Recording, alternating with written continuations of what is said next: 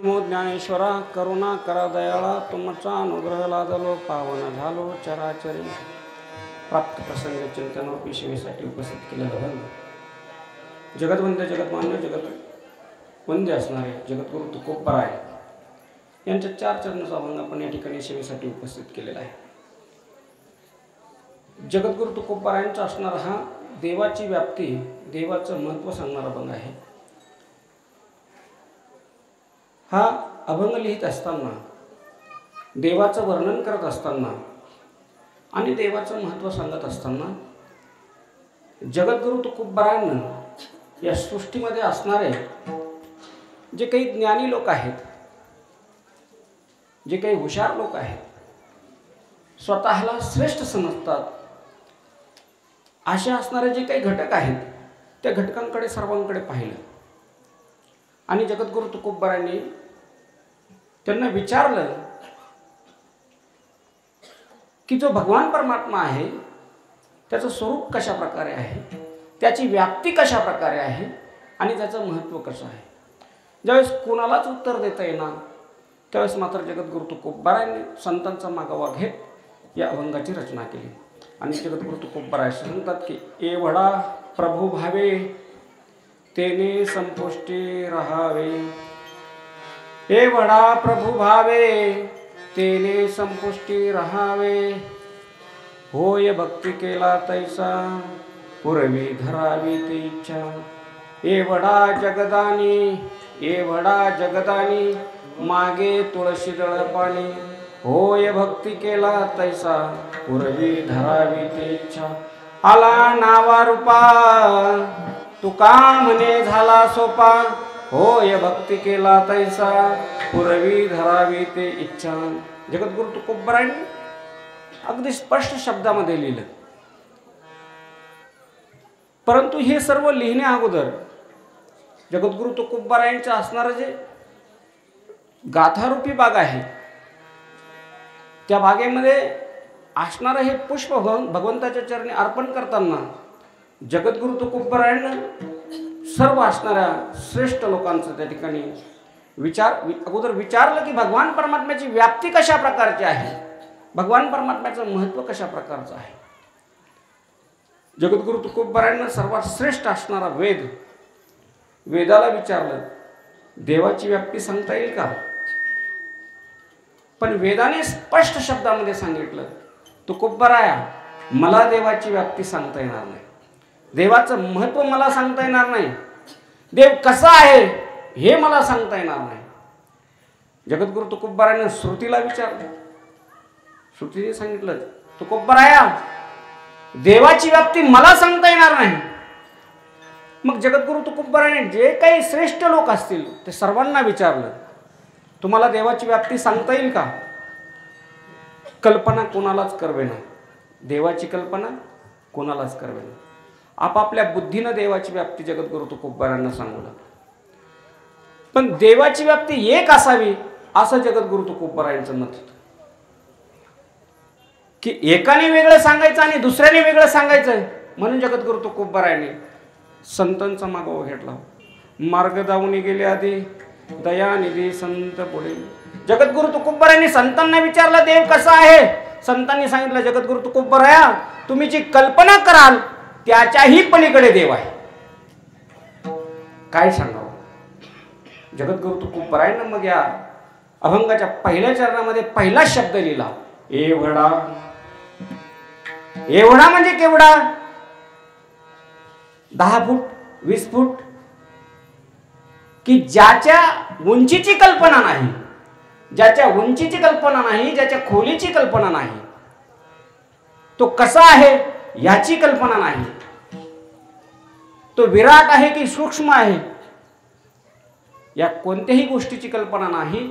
म्हणून एवढा की तुम्ही ज्या प्रकारे कल्पना कराल त्याच्याही पलीकडे, म्हणून एवढा प्रभू हा शब्द जगद्गुरु तुकोबरायांनी वापरला। याचं कारण असं, प्रभू म्हणजे भगवान परमात्मा, प्रभू म्हणजे भगवंत।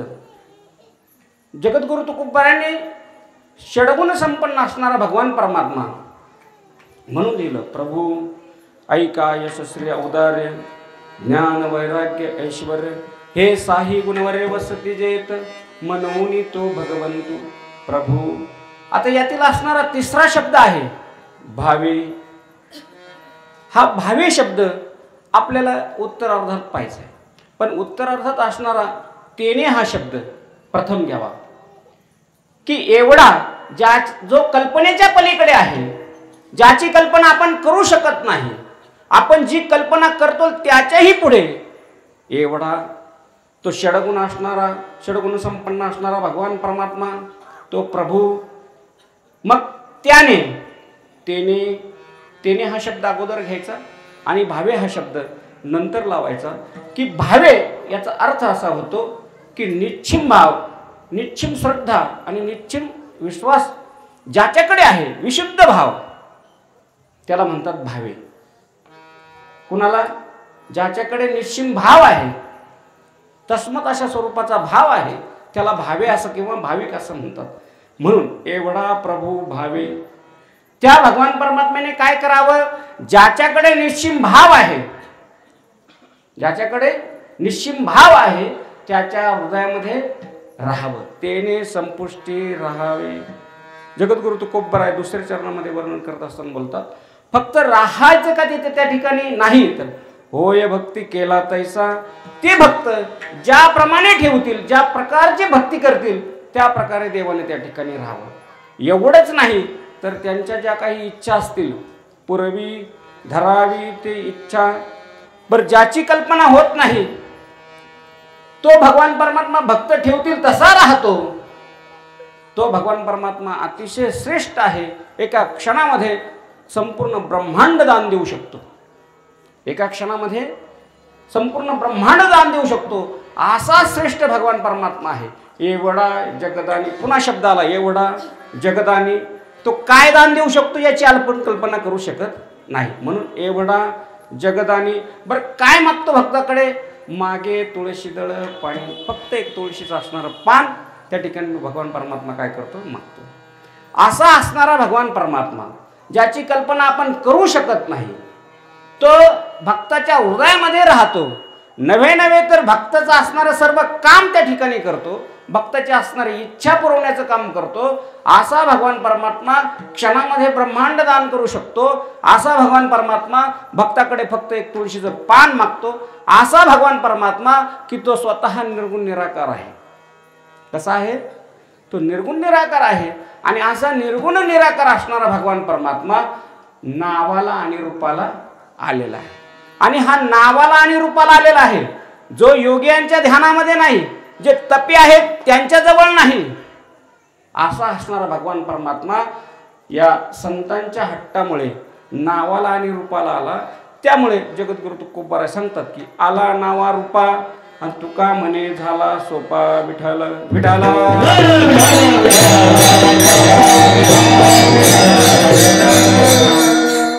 बघू हे पान पान.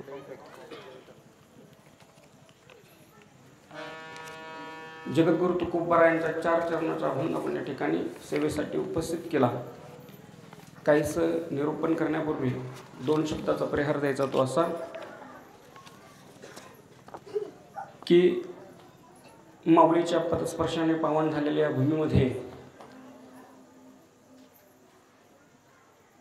ज्याप्रमाणे वारकरी संप्रदायाचा असणारा जी इमारत आहे त्या इमारतीचा पाया रचणारे ज्ञानोबा आहे. आणि या नेवासा तालुक्याचा असणारं वैभव की ज्यांनी वारकरी संप्रदायाचा पाया या नेवासा तालुक्यामध्ये रचला, असे असणारे महंत गुरुवर्य बाळकृष्ण महाराज सावखेडा, हरिभक्तीपरायण गुरुवर्य वैकुंठवासी बंशी महाराज तांबे, हरिभक्तीपरायण महंत गुरुवर्य भास्करगिरीजी महाराज, हरिभक्तीपरायण गुरुवर्य रामनाथ महाराज काळेगावकर, हरिभक्तीपरायण शिवाजी महाराज बिरदवडे यांच्या कृपाशीर्वादाने आणि मार्गदर्शनाखाली या महंतांनी आपल्या तालुक्यामध्ये या संप्रदायाचा पाया रचला. तत्पूर्वीची परिस्थिती बाबांना माहिती आहे.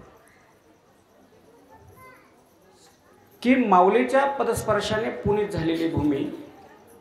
आपण सर्वजण भाग्यवान आहोत की आपला जन्म नेवासा तालुक्यामध्ये झाला.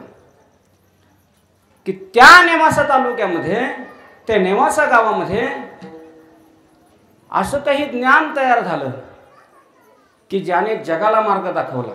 असं ज्ञान या तालुक्यामध्ये निर्माण झालं. आपलं भाग्य आहे, पण आपलं दुर्भाग्य असं आहे की हे ज्ञान तयार झालं, याचा फायदा आपल्याला घेता येत नाही. हे आपलं दुर्भाग्य आहे. आपल्या या मौजे तरवडी गावामध्ये अखंड हरिनाम सप्ताह गुरुवर्यांच्या कृपाशीर्वादाने आणि साधू संतांच्या मार्गदर्शनाखाली चालू आहे. वर्ष 22वे मध्ये 2 वर्ष जरा थोडीशी 2 वर्ष का 1 वर्ष बंद होता सप्ताह. ते धरलं त्याच्यात का नाही ना. हां, 22 वर्ष पूर्ण होत आहे. म्हणजे आपण द्वितपाकडे वाटचाल करत आहोत. अजून 2 वर्षांनी दुसरं तप या ठिकाणी. आणि दैवत आपल्या गावाला अगोदरच लाभलेलं आहे. माऊली ज्ञानोबा म्हणतात, तपेविने दैवत विद्याविने प्राप्त. तप पूर्ण झालेलं आहे, दैवत आपल्या गावाला लाभलेलं आहे. आपल्या गावामध्ये असणारे हरिभक्तिपरायण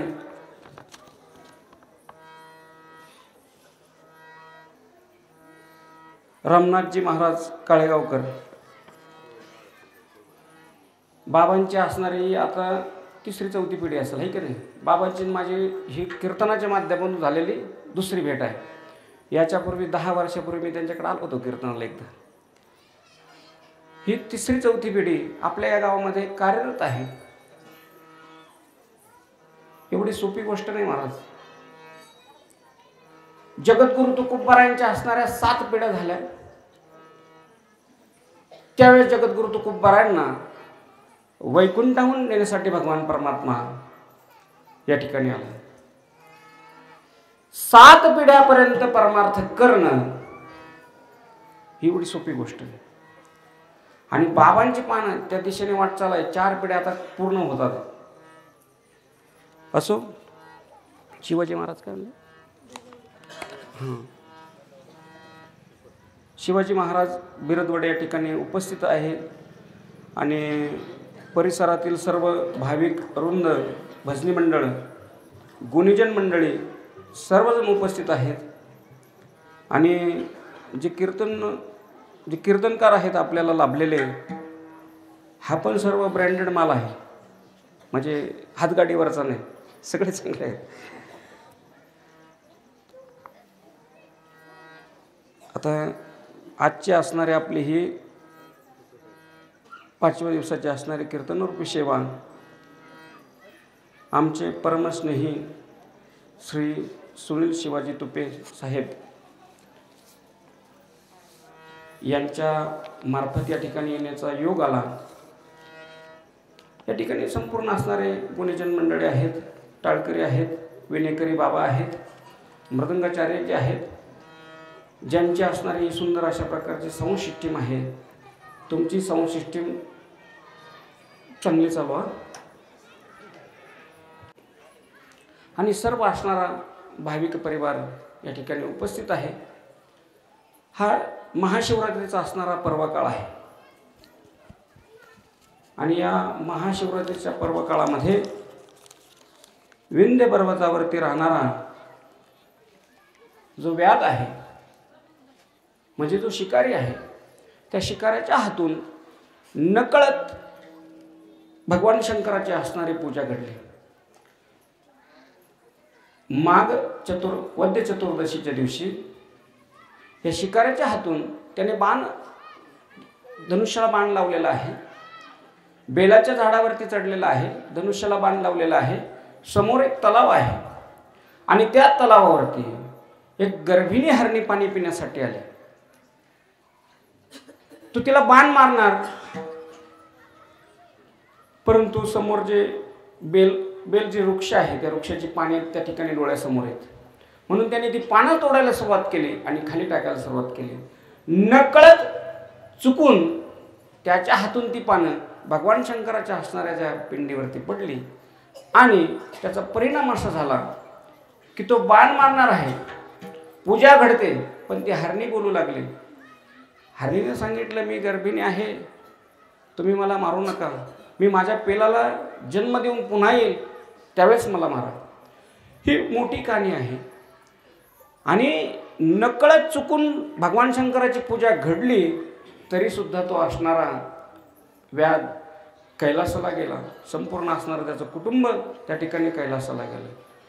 नकळत घडणारी पूजा जर कैलासाला घेऊन जाते तर आपल्याला हे सर्व कळतंय, आहे की नाही? म्हणजे हे कळतंय आपल्याला, म्हणून आपण जाणून बुजून करू राहिलो. पण त्यामध्ये कोणत्याही प्रकारचे कसर राहता कामा नाही. ज्या ज्यावेळेस भगवान परमात्म्याचं भजन होईल त्या त्यावेळेस सर्वांनी टाळी वाजवावी. विठाला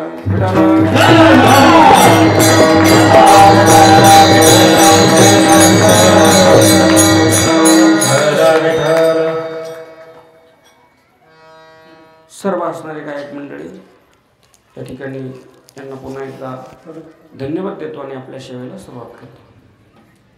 सज्जन हो, जो देव आहे, मुळात देव हा शब्द दिव धातूपासून निर्माण झाला.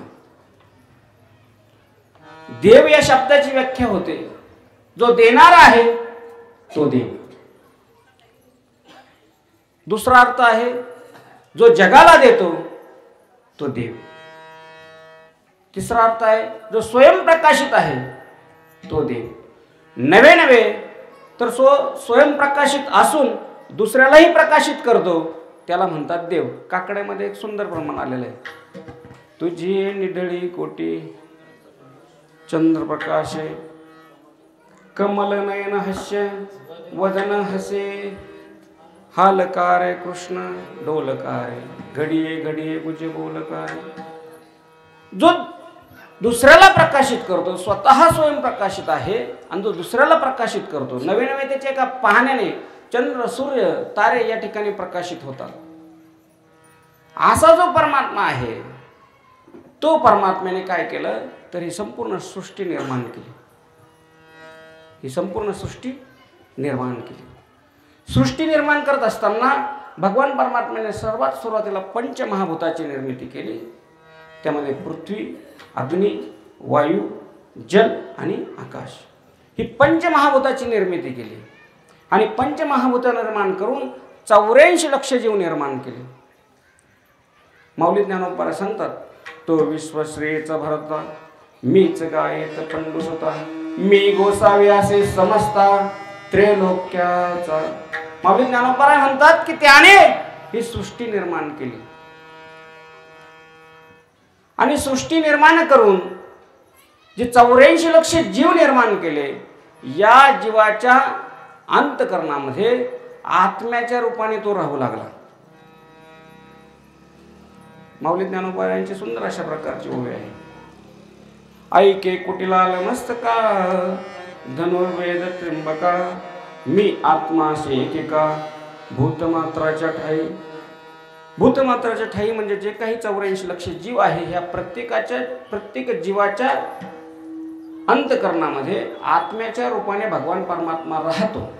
सर्व घटी राम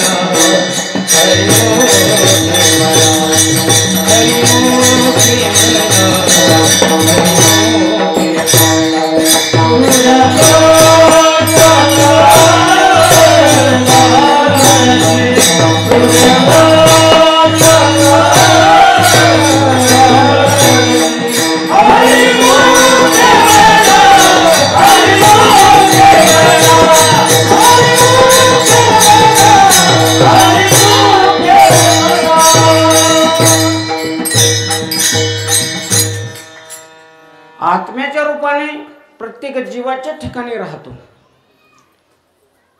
आणि हे 84 लक्ष जीव आणि ही जी पंचमहाभूत आहेत यांना एक ठिकाणी बांधलं गेलं भगवान परमात्म्याने. ज्ञानोबराय सांगतात सुंदर वर्णन करून, सुवर्णाचे मणी केले ते सोनियाच्या सुती ओविले, तैसे मी आहे जग धरिले सभायंतरी. माऊली ज्ञानोबराय म्हणतात की ज्याप्रमाणे सोन्याचे मणी करावे आणि ते सोन्याचाच असणारा जो धागा आहे त्यामध्ये ओवावे. आपल्या गळ्यामध्ये माळ आहे. एक प्रश्न विचारतो की जे मणी आहेत माळेतील ते मणी दोऱ्याच्या आधाराने राहतात की दोरा मण्याच्या आधाराने राहतो?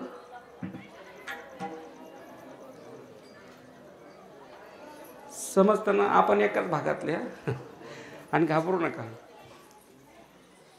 दोरा मण्याच्या आधाराने राहतो ना,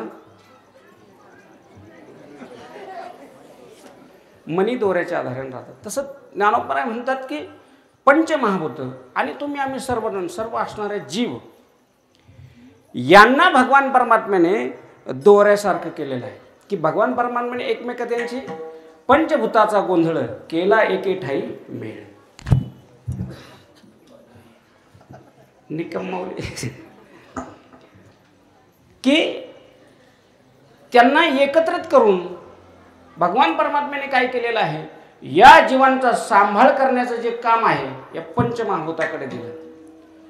देवनतला लाला परी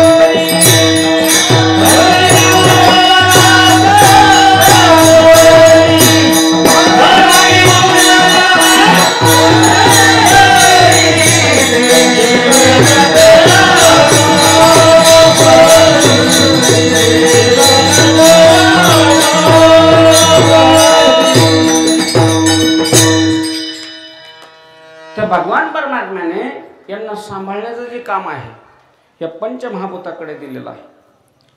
म्हणजे तुम्हाला राहण्यासाठी जागा पाहिजे, पृथ्वीकडे काम आहे. तुमचा भार सांभाळण्यासाठी पृथ्वीकडे काम आहे. तुम्हाला श्वासोश्वास घेण्यासाठी जो प्राणवायू पाहिजे तो आकाश वायू या तत्वाकडे दिलेला आहे. तुम्हाला मुक्त या ठिकाणी संहार करायचा, संचार करायचा आहे, त्यासाठी ते काम कोणाकडे दिलेलं आहे? आकाश तत्वाकडे दिलेलं आहे. आणि जीवना वेगळी मासोळी तैसा तुका तळमळी. तुम्हाला तुमच्या आयुष्यामध्ये पाणी हे जे पंचमहाभूतापैकी असणारे तत्व आहे त्या तत्वाची आवश्यकता आहे. हे सांभाळण्याचं काम पंचमहाभूताकडे देऊन भगवान परमात्मा अंतःकरणामध्ये आत्म्याच्या रूपाने वास्तव्य करतात. बरं, वास्तव्य केल्यानंतर हे सांभाळण्याचं काम दिलं. कुठून कुठपर्यंत? 1 तास, 2 तास सांभाळायचं, 3 तास, जन्मापासून तर मरेपर्यंत. आणि असा असणारा भगवान परमात्मा आहे. या परमात्म्याबद्दल सर्वांनी कल्पना करायला सुरुवात केली.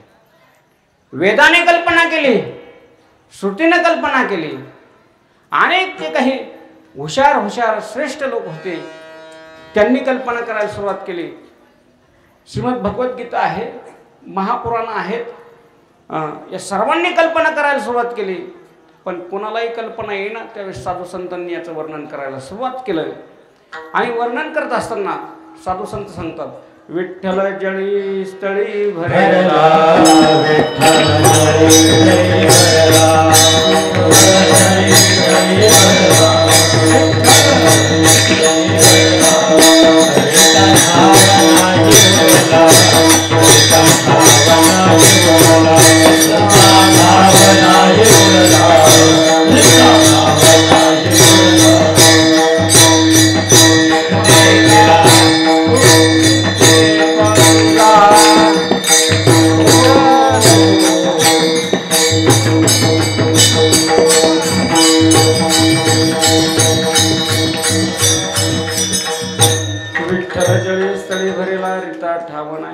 वर्णन सुरू केलं साधू संतांनी की हा कसा आहे, याची व्याप्ती कशी आहे. वेदाला जमलं नाही, वेद जाणून गेला पुढे मौनवला. वेदाला कळालं नाही, श्रुतीला समजलं नाही देव कसा आहे. साधू संतांना कल्पना करायला सुरुवात केली, हा कसा आहे. आणि याची कल्पना करत असताना जगद्गुरु तुकोबारायांना असं वाटलं की याची कल्पना होऊ शकत नाही, याची सुरुवात समजणार नाही, याचा शेवट समजणार नाही, याचा मध्य समजणार नाही. मग जगद्गुरु तुकोबारायांनी असा विचार केला की याची सुरुवात समजणार नाही, याची उंची समजणार नाही, कारण हा कुठं पाहिला तरी आहेच. हा पाण्यामध्ये आहे, हा लाकडामध्ये आहे. बरं, आपल्याकडे पद्धत अशी आहे, दगडालाही देव म्हणतात, हे का नाही, कारण ही साधू संतांची ताकद आहे. दगड जरी असेल, ज्ञान होय तया मुढा अति मूर्खत्या, ही ताकद आहे संतांची. म्हणून दगडालाही देव मानतात आपल्याकडे, सजीव गोष्टीला तर मानतातच मानतात. कुत्र्याला देव मानता का नाही? कुत्र्याला काय म्हणतो आपण, बरोबर ना. उंदीर असेल तर उंदराला गणपतीचं वाहन. आणि म्हणजे अशी वस्तूच नाही की त्याला आपण देव मानत नाही. माता भगिनींच्या तर देव फार विचित्र असतात. कुठेतरी 5-6 दगड मांडलेले असतात आणि हळदी कुंकू वाहून त्या ठिकाणी ते देवाची स्थापना केली जाते. म्हणजे आपण बरं, वारुळाला नागाला पूजण्यासाठी गेलेले जे लोक असतात ते नागाला पूजतात की वारुळाला पूजतात? वारुळाला, बरोबर ना. आणि खरोखर पूजण्यासाठी कशाला गेलेले असतात? नागाला. आणि जर खरोखर एखाद्या वेळेस नाग जर बाहेर आला तर, है की नाही. अहो, लोक कुत्र्याला भाकर टाकायच्या ऐवजी कुत्र्याला दगड फेकून मारतात, म्हणजे त्यालाच देव म्हणायचं. बरं, असं ठरवलं एकदा नागोबानी का आपल्याला ह्या येणाऱ्या पंचमीला माता भगिनींना दर्शन द्यायचंय, असं ठरवलं तर निम्या महिला अटॅक येऊन मरतील. त्याने जर ठरवलं तर त्याचं काय सांगावं त्याचं. पण तो ठरवत नाही, कारण भगवान परमात्म्याची इच्छेव्यतिरिक्त या जगामध्ये कोणतंच कार्य होत नाही. म्या बोलविल्या वेदू बोले, म्या चालविल्या सूर्य चाले, म्या हलविल्या प्राणू हले, जो जगाते चालिता. भगवान परमात्म्याच्या इच्छेशिवाय या जगतामध्ये कोणतंही कार्य होत नाही. असा असणारा भगवान परमात्मा, याच्याविषयी कल्पना सुरू झाल्या. जगद्गुरु तुकोबारायांना वाटलं याचा सुरुवात माहीत नाही, याचा मध्य माहीत नाही, याचा अंत माहीत नाही, याची कोणत्याही प्रकारची कल्पना करावी. त्याच्याही पलीकडे असणारा तो भगवान परमात्मा आहे, म्हणून त्याची कल्पना होऊ शकत नाही. म्हणून जगद्गुरु तुकोबारायांनी अभंगाचा प्रथम चरणामध्ये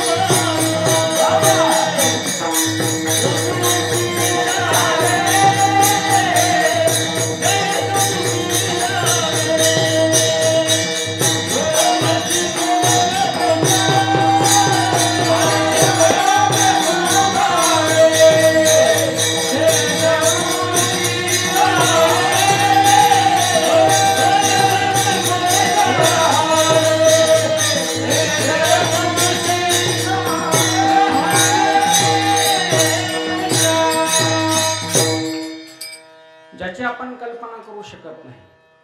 म्हणून एवढा तुम्ही जशी कल्पना कराल तेवढा. अगदी दिसत नसलेला कोरोना, कोविड-19, हा दिसत नाही तेवढा. जे अर्जुनानं विराट विश्वरूप पाहिलं तेवढा.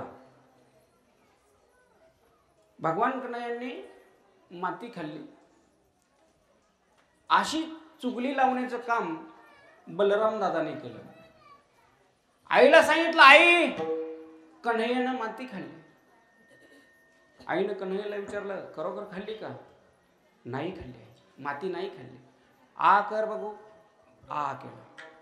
आ केल्यानंतर भगवान श्रीकृष्ण परमात्म्याच्या असणाऱ्या मुखामध्ये यशोदा मैयाला अनंत ब्रह्मांड, अनेक ब्रह्मांड की त्याचा अंत नाही आणि त्याची सुरुवात सुद्धा नाही, असे असणारे अनेक ब्रह्मांड जे यशोदा मैयाने पाहिले. भगवान परमात्मा तेवढा. हे शरीर चालवतो तेवढा. चाले हे शरीर, तुमचं आमचं शरीर चालवतो तेवढा. त्याची सत्ता एवढी मोठी आहे की तो या संपूर्ण विश्वाला एका क्षणात याचा लय करू शकतो किंवा एका क्षणामध्ये याला पुन्हा निर्माण करू शकतो. इंद्राचं उदाहरण आपल्याला माहीत आहे. गोकुळामध्ये इंद्राला गर्भ झाला म्हणून सर्व गोपाळांनी त्यांना काय केलं, चोरून घेऊन गेला, गायांना आणि गोपाळांना. भगवान श्रीकृष्ण परमात्म्याने जशास तसे पुन्हा निर्माण केले, कोणाला संशय सुद्धा आला नाही. एवढा भगवान परमात्मा, तेवढा भगवान परमात्मा हा एवढा व्यापक आहे की त्याची कल्पना होऊ शकत नाही. आणि असा असणारा जो परमात्मा आहे, तो परमात्मा या सृष्टीमध्ये कोणतंही कार्य एका क्षणात करू शकतो आणि एका क्षणात त्याचा लय करू शकतो. मध्यंतरीच्या 2 वर्ष काळामध्ये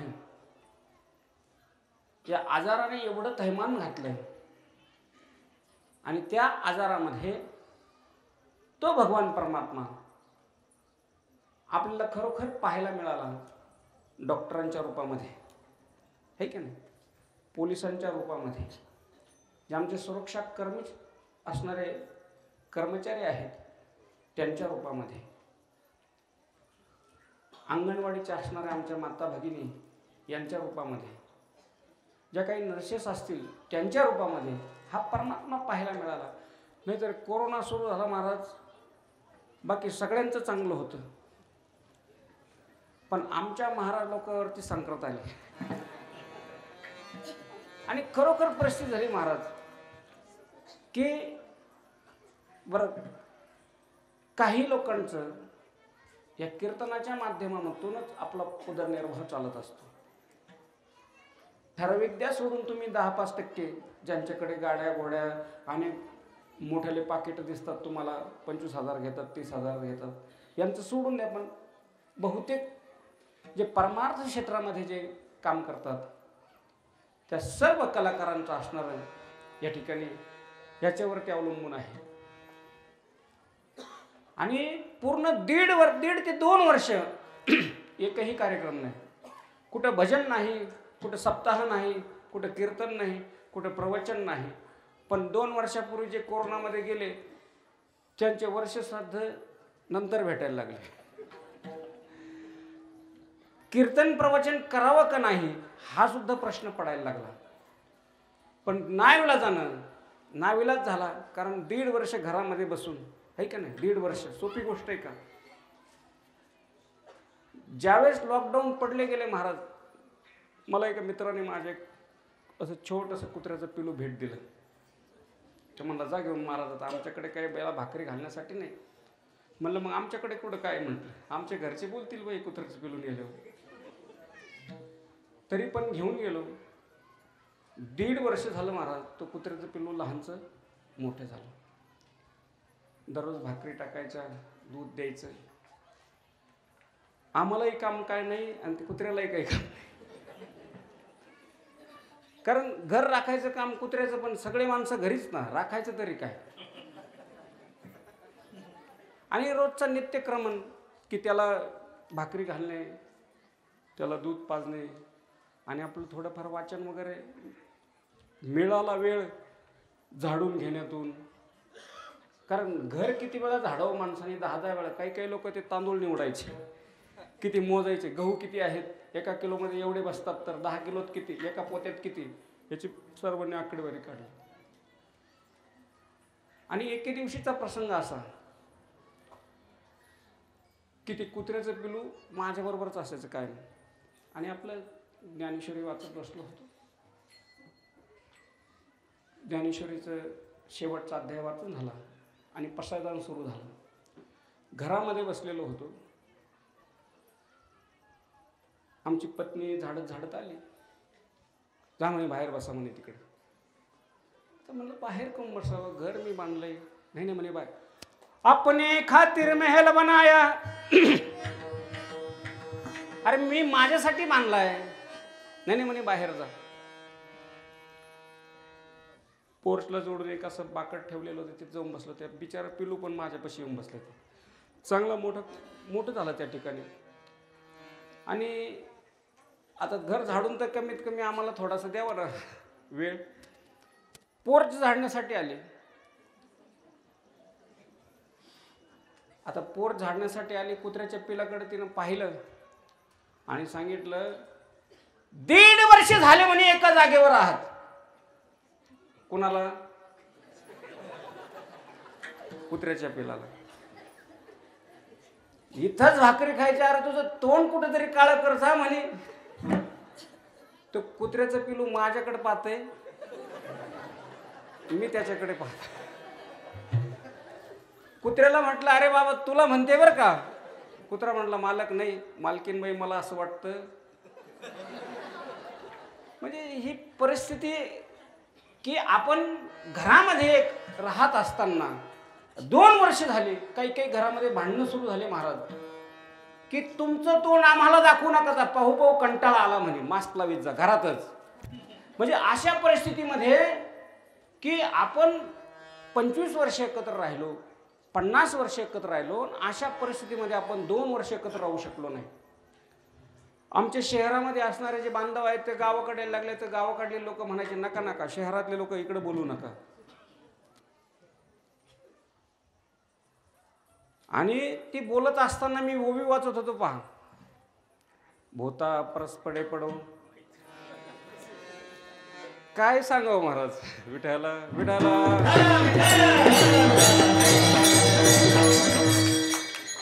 सर्वांना परमिशन मिळाली, सर्वांना. सभा, निवडणुका, शासकीय काम कोणतं असेल, सर्वांना परमिशन दिली गेली. परंतु आमच्या वारकरी संप्रदायाला दिंडीची असणारी परमिशन नाही, सप्ताहाचा असणारी परवानगी नाही. 5 आणि 10 लोकात प्रवचन करा म्हणायचे. दशक्रिय विधीच्या प्रवचनाला गेलं, मुळात त्यांनी 10ची सुविधा ठेवली. किती? 10 लोकांची मर्यादा. आणि प्रवचनाला गेलं का 2च लोक असायचे पुढं, की परवानगी नाही. पण हा भगवान परमात्म्याने मुद्दाम केलेला खेळ आहे की परवानगी नाही. याचं कारण आहे की माझे जे भक्त आहेत त्यांना या आजाराची बाधा होऊ नये म्हणून ही परवानगी नाही. विठाला विठाला. सर्वांनी वर्णन केलं, परंतु चतुरा तो शिरोमणी, गुण लावण्याची खाणी, मुकुट सकळा मणी, धन्य तोचे विठोबा. हा भगवान परमात्मा एवढा चतुर आहे, षडगुण संपन्न आहे. हा भगवान परमात्मा ज्यांच्याकडे विशिष्ट प्रकारचा भाव आहे, ज्यांच्याकडे त्या भावाचा असणारा भुकेला भगवान परमात्मा आहे. आणि तो भाव ज्याच्या जवळ आहे त्याच्या हृदयामध्ये भगवान परमात्मा राहतो. आता कुणाच्या हृदयामध्ये राहतो?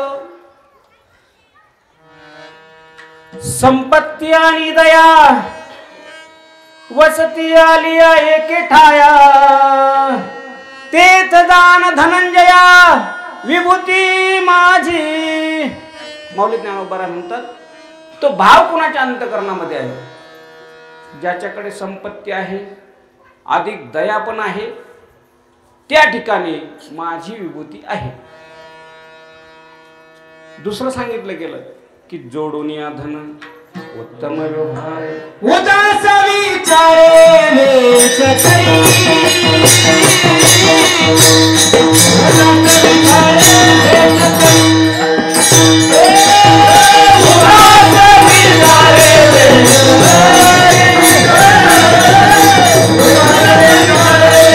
वेश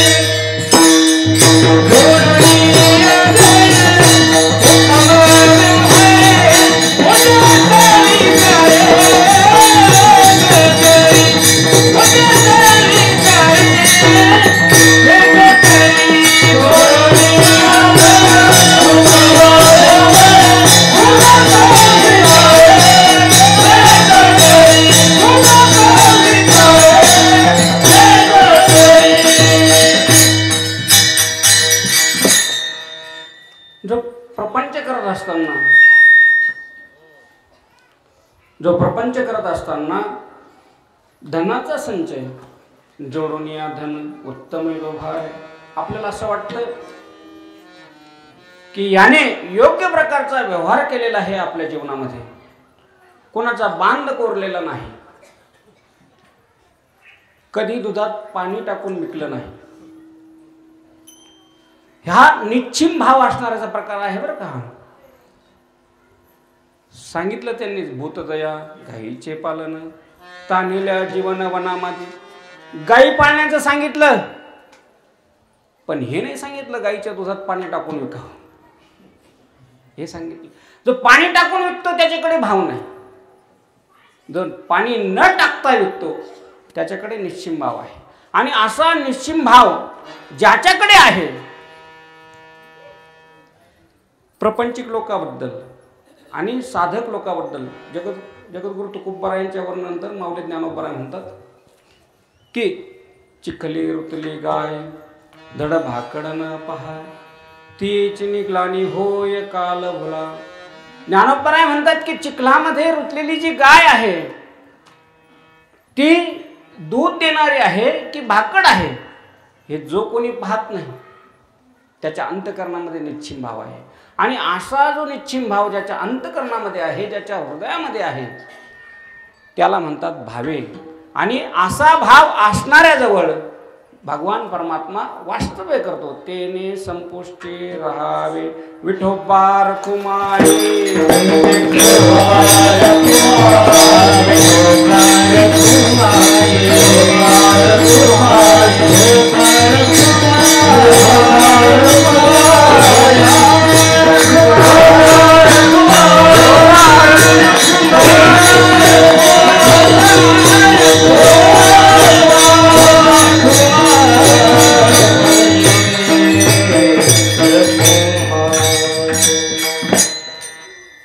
त्याच्या व्याप्तीची कल्पना होऊ शकत नाही. तो भगवान परमात्मा ज्याच्याकडे निश्चिम भाव आहे त्याच्या हृदयामध्ये भगवान परमात्मा राहतो. तसा सर्वांच्याच अंतःकरणामध्ये राहतो, परंतु निश्चिम भाव असणारा त्याच्या हृदयामध्ये राहून त्याची सर्व कामं भगवान परमात्मा करतो. अभंगाचं द्वितीयचं होय भक्ती केला तैसा होय भक्ती केला तैसा होय भक्ती केला तैसा होय भक्ती केला तैसा होय भक्ती केला तैसा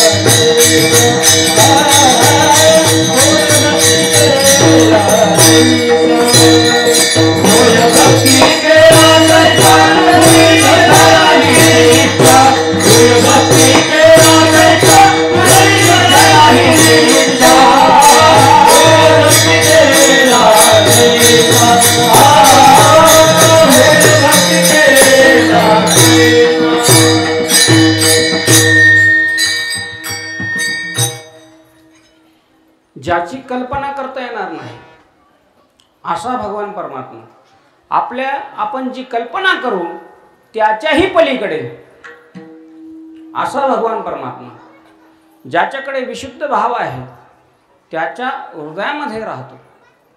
आणि असा भगवान परमात्मा त्या ठिकाणी राहून होय भक्ती केला तैसा. आमचे महाराज आहे,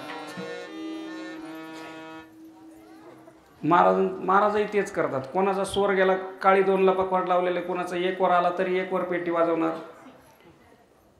कोणी पांढरी चारला आलं त्याचं त्या स्वरात पेटी वाजवणार. पण तुम्ही कसे का त्यांना सांगणार नाही, पण त्या स्वरामध्ये ते वाजवणार हार्मोनियम. तसं भगवान परमात्मा तुम्ही जसं ठेवाल तसा राहतो. हो ये भक्ती केला तैसा. भगवान परमात्मा जसा जो भाविक आहे तो भाविक जसा ठेवेल, एवढंच नव्हे तर त्याचे जे काम आहे, त्याची जी इच्छा आहे ती पुरवण्याचं काम करतो. पुरवी धरावी ती इच्छा.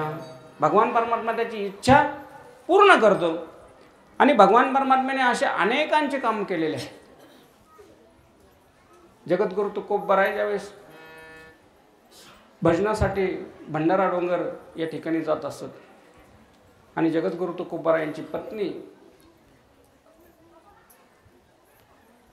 कितीही जरी रागावली तरी जगद्गुरु तुकोबरायांना खाण्यासाठी भाकर जगद्गुरु तुकोबरायांचा डबा घेऊन पाठीमागून राहतात. आणि एके दिवशीचा प्रसंग आहे की त्यांच्या पायामध्ये काटा टोचलेला आहे. काय सांगावं महाराज, त्या परमात्म्याने छोट्या बालकाचं रूप धारण करून त्यांची जी असणारी वेदना आहे ती शमवण्याचं काम केलं. तो काटा काढून घेतला. असे अनेक प्रसंग आहे. चोखोबाची बहीण झाला सारंगधर,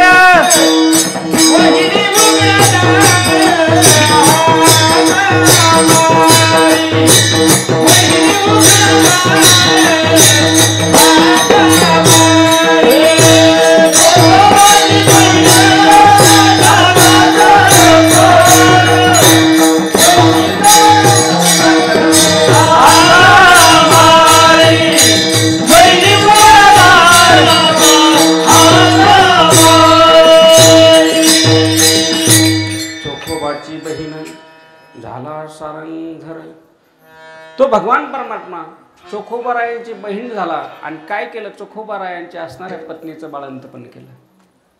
असे अनेक कामं केलेले. नाथबाबांच्या घरी राहून श्रीखंडाच्या रूपामध्ये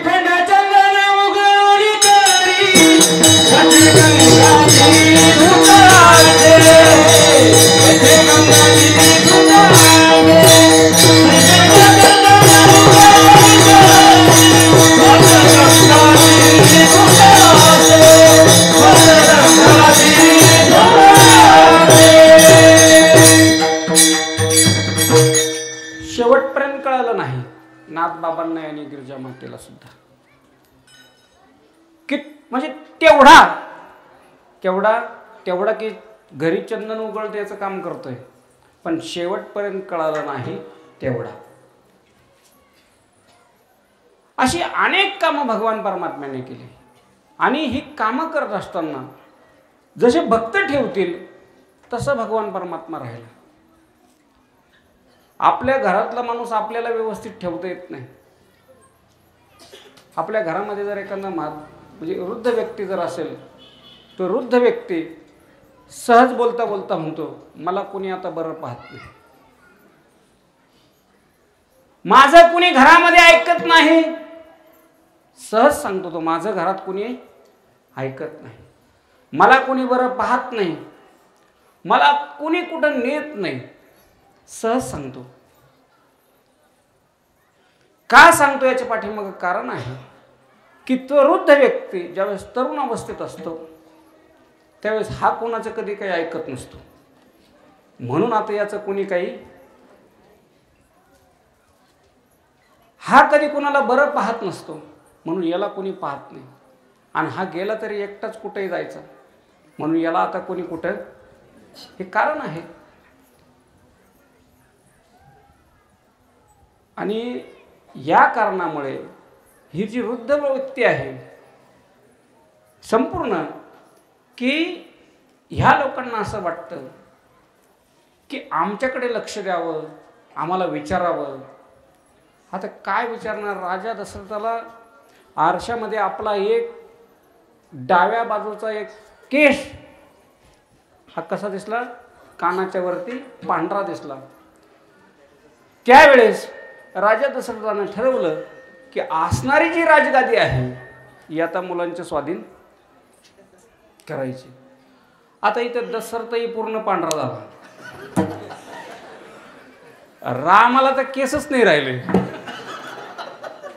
लवकुशाचे पण पांढरे झाले, तरी दशरथ जागा सोडायला तयार.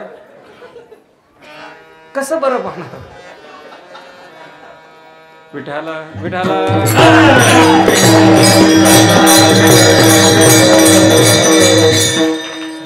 तो भगवान परमात्मा एवढा दयागण आहे, एवढा कृपाळू आहे की तुम्ही जसं ठेवाल तसं राहतो. तुम्ही जर तुमच्या मालकाला जर म्हटले बाजारातून भाजी आणा, भाजी आणणार आहे की नाही? दळून आणा, दळून आणणार. झाडून घ्या, घेणार झाडून. बिचारा काय करणार? कुठं जाणार? तुम्ही कोणतंही काम सांगा, ते केल्याशिवाय राहत. आमच्या सासूबाई बरोबर आलेले आहेत बरं का, ते म्हणते ना आमच्या मुलीची चुगली करतात. विठाला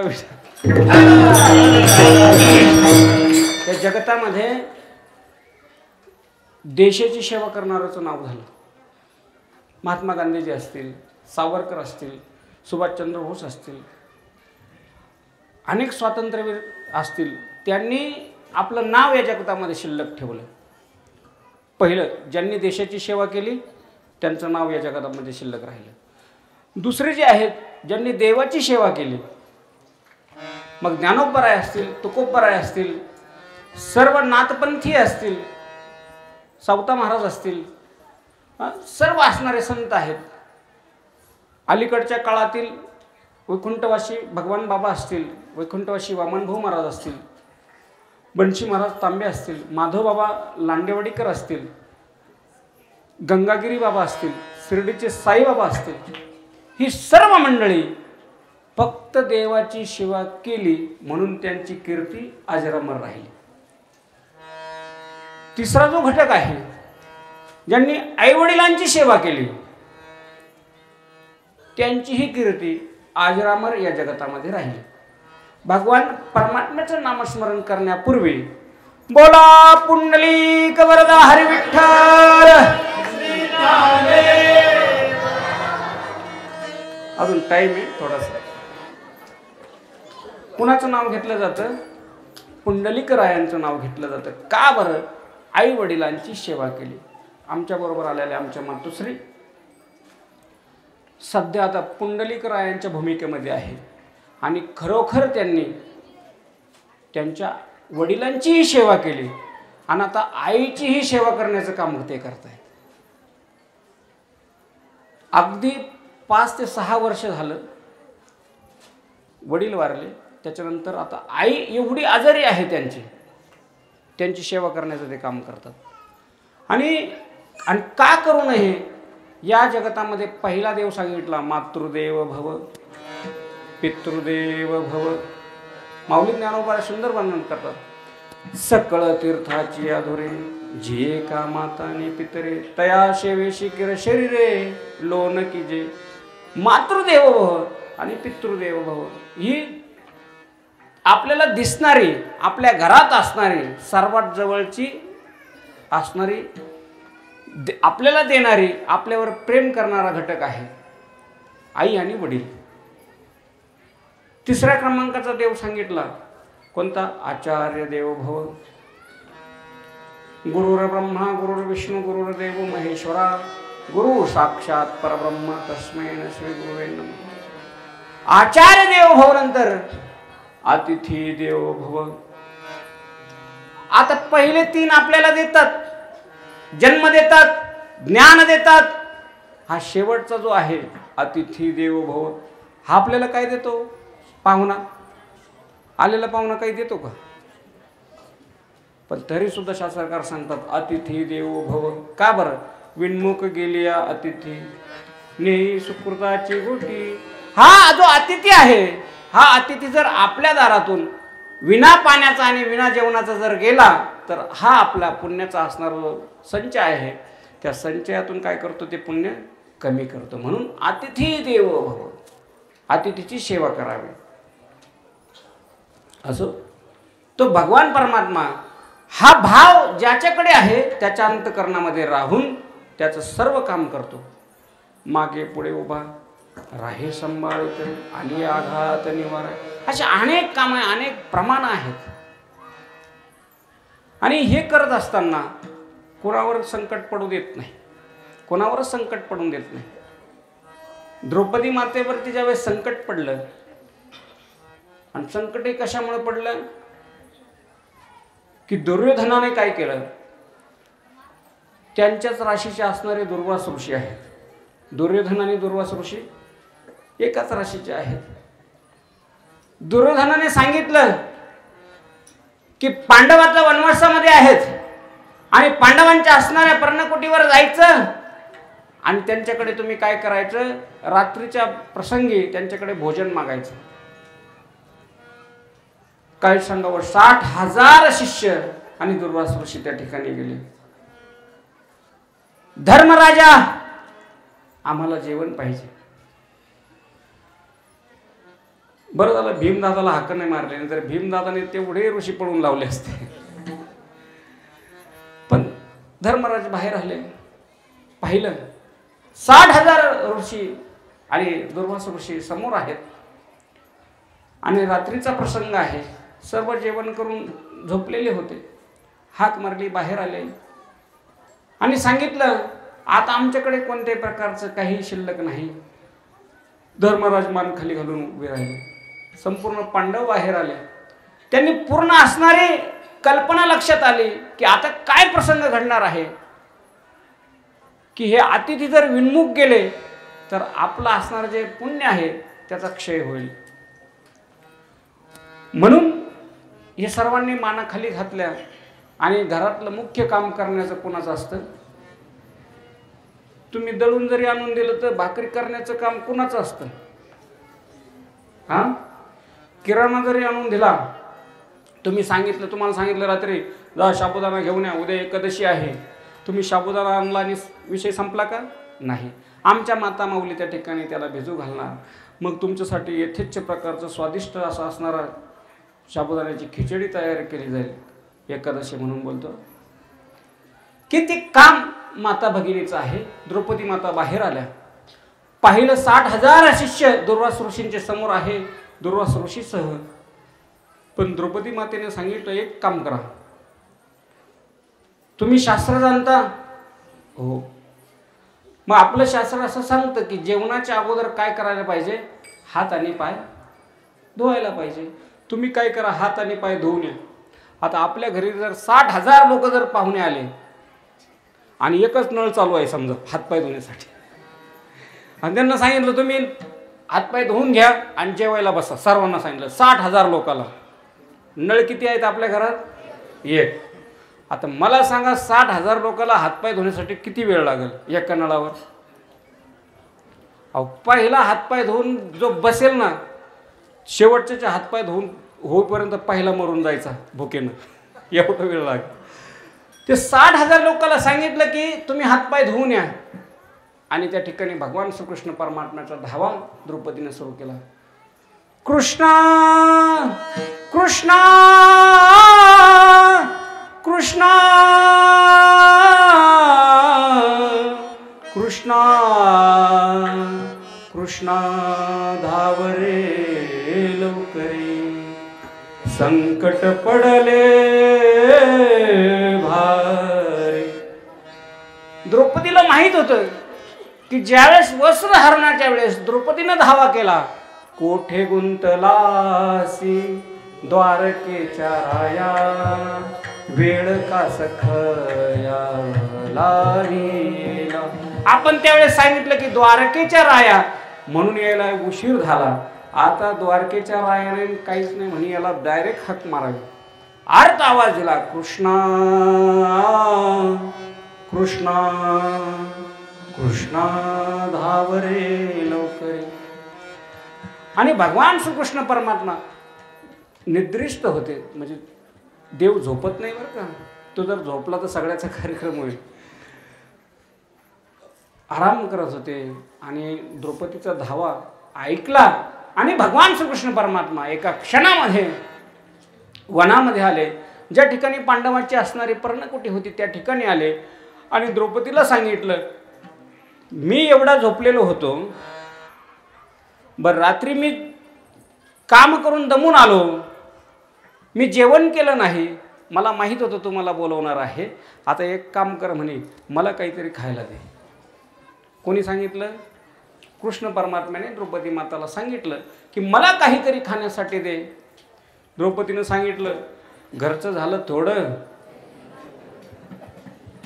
अरे माझ्याकडे पहिलेच 60,000 पाहुणे आलेले आहेत, त्यांना जेवण द्यायचं आहे, पण माझी आता परिस्थिती नाही म्हणून मी तुला बोलवलंय. काय प्रेम असेल महाराज, हे की नाही, की बोलवल्याबरोबर भगवान परमात्मा आला. अहो आपण कितीही बोलवण्याचा प्रयत्न केला तर भगवान परमात्मा येणार नाही. द्रौपदी मातेने सांगितलं, मला जेवण द्यायचंय, तू आता काहीतरी व्यवस्था कर. त्यावेळेस भगवान श्रीकृष्ण परमात्म्याने सांगितलं की तुला जी सूर्याकडून मिळालेली जी थाळी आहे ती थाळी कुठे आहे. तर द्रौपदी मातेने सांगितलं, आता आम्ही सर्वजणांचं जेवण झालेलं आहे आणि ती थाळी काय केलेली, धुवून पालथी घातलेली आहे. इकडे आण बघू, काहीतरी त्याला थोडंफार असेल. आता मला एक सांगा, भगवान श्रीकृष्ण परमात्म्याने ती थाळी मागून घेतली, द्रौपदी मातेनं ती थाळी व्यवस्थित घासून ठेवलेली होती. आता मला एक सांगा, जर व्यवस्थित घासून ठेवलेली होती तर त्याला भाजीचं पान चिकटलेलं कसं? आणि जर भाजीचं पान चिकटलेलं आहे असं आपण म्हणावं तर मग असं समजायचं का द्रौपदी मातेने व्यवस्थित घासून ठेवली नव्हती? चतुरा तू शिरोमणी, भाजीचं पान खाल्लं भगवान श्रीकृष्ण परमात्म्याने. जसं भाजीचं पान खाल्लं तसं तिकडं हातपाय धुण्यासाठी गेलेले जे ऋषी होते त्यांचं पोट आपोआप भरलं गेलं. असं हा भगवान परमात्मा भक्ताचं काम करतो. जनाबाई आहेत त्यांचं दळिता कांडिता, जनाबाईचं असणारं दळण भगवान परमात्मा दळू लागतो. अशा अनेकाची कामं, होय भक्ती केला तैसा, हा एवढा जगदानी आहे. एका क्षणामध्ये ब्रह्मांड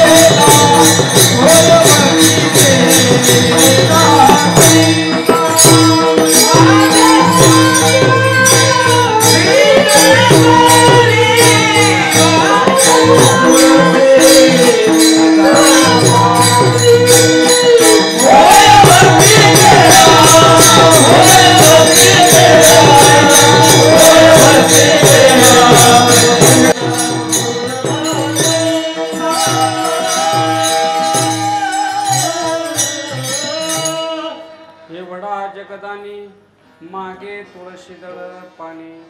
एवढा श्रेष्ठ आहे, एवढा दयाळू आहे. याने प्रत्येकाला काही ना काही दान दिलेलं आहे. मुळातच दिले इंद्रिय हातपाय कान, डोळा मुख बोलाया वचन. जेणे तू जोडशी नारायण, नाशे जीवपण भवर हो. सर्वांना काही ना काहीतरी दान दिलेलं आहे. आणि हा एवढा श्रेष्ठ आहे की क्षणार्धामध्ये पूर्ण ब्रह्मांड दान देऊ शकतो. असा परमात्मा फक्त कशाची अपेक्षा करतो? एखादं पान, एखादं फूल, एखादं फळ कशाची अपेक्षा करतो? वाळलेलं जरी पान असेल तरी सुद्धा चालेल. आणि हा परमात्मा मुळातच निर्गुण निराकार आहे. आणि असा असणारा निर्गुण निराकार परमात्मा आणीला रूपा बळे करुणियाकडे हरिदासे. हा भगवान परमात्मा ज्या संतांचा जो हट्ट आहे, या धर्मावरती ग्लानी येते, धर्मावरती संकट येतं, त्यावेळेस अवतार धारण करतो. त्याला आणावं लागतं. अवताराला त्याला आणावं लागतं. हे कोण करतं? ज्याच्याकडे निश्चिम भाव आहे ते त्याला अवताराला आणतात.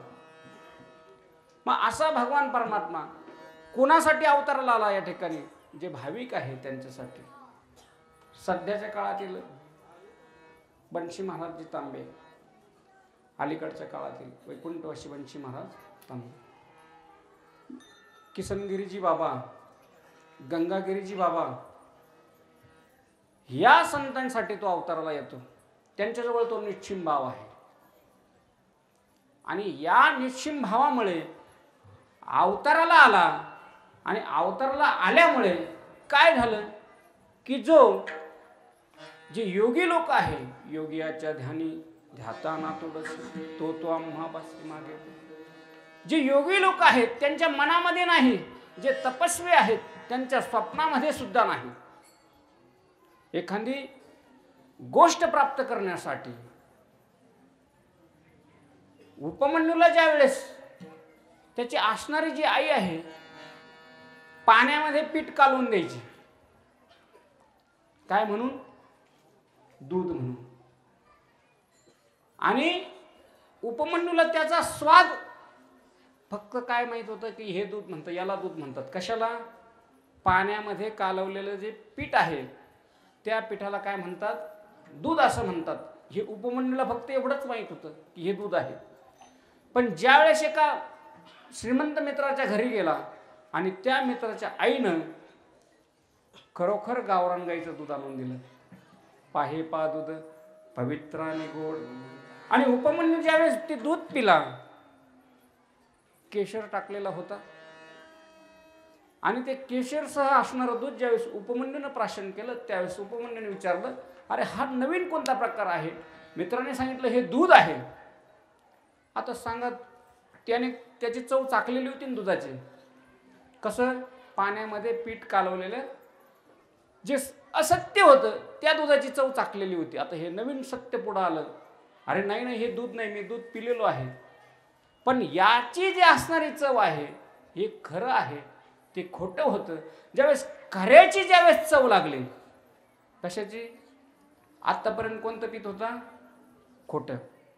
आता खऱ्याची चव लागली. आणि ज्यावेळेस सत्य ज्यावेळेस समजलं त्यावेळेस उपमन्यू आईकडे गेला. आईला सांगितलं, मी आता तू दिलेलं जे पीठ काढून दिलेलं जे पाणी आहे ते पाणी मी पिणार नाही. मी खरं दूध पिलेलो आहे आणि तो भगवान परमात्म्याच्या शोधार्थ मी निघालेलो आहे.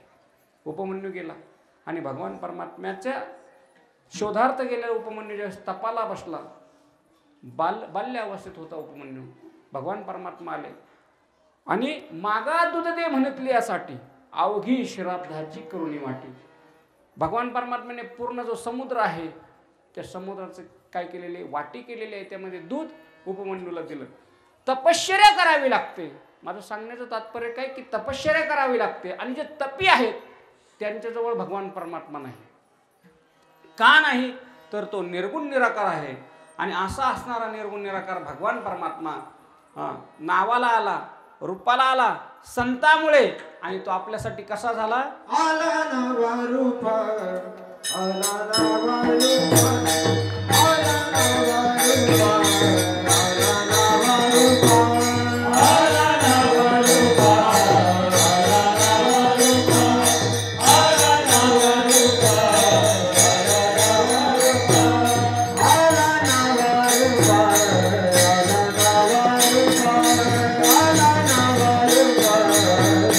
नवा रूप आला नवा रूप आला नवा रूप आला नवा रूप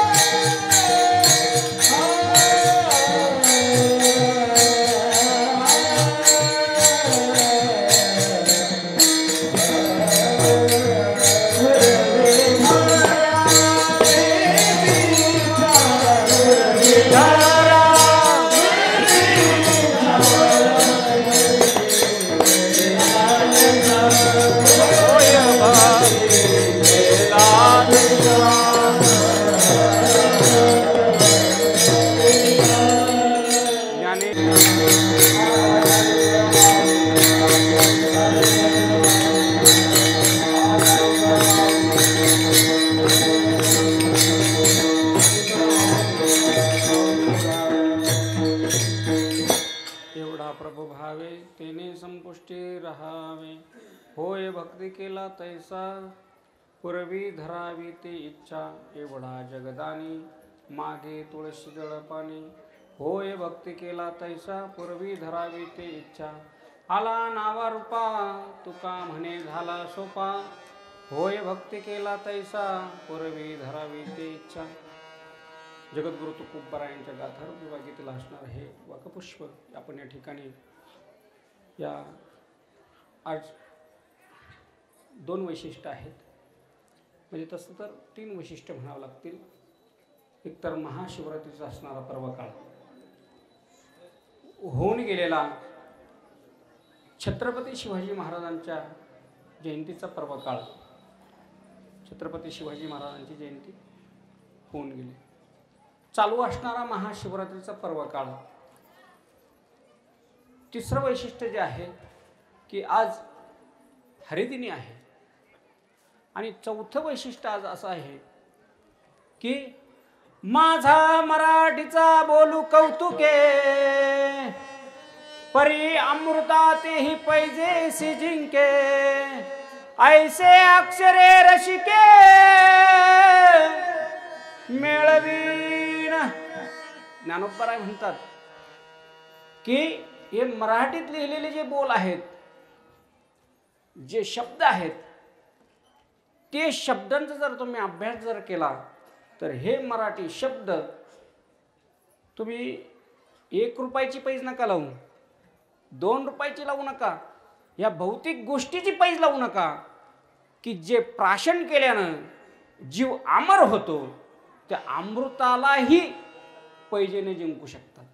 असा राजभाषा असणारी ही मराठी, हिचा आज म्हणजे राजभाषा दिन असं संबोधलं जातं. मराठी भाषेचा आजचा असणारा हा सुवर्ण दिन आहे. आणि या 4ही वैशिष्ट्यामध्ये आपण सर्व भाविक भक्तांनी या ठिकाणी शांततेत या ठिकाणी श्रवण केलं, त्याबद्दल मी सर्वांचे आभार व्यक्त करतो. मार्गदर्शनामध्ये आपण सर्वजण बाबावर प्रेम करणारे लोक आहात. त्याहीपेक्षा मोठं भाग्य असं आहे की बाबांचं वास्तव्य या ठिकाणी आहे. वास्तव्य सोडून जाणारे बरेच आहेत, परंतु वास्तव्य ज्या ठिकाणी आहे ते सोडून न जाता या ठिकाणचाच परिसर सुजलम सुफलम बाबाने आध्यात्मिक क्षेत्रामध्ये केलेला आहे. म्हणून बाबाच्या चरणी नतमस्तक होतो, तुम्हा सर्व भाविकाच्या चरणी नतमस्तक होतो आणि या ठिकाणी थांबतो. जय विठ्ठल.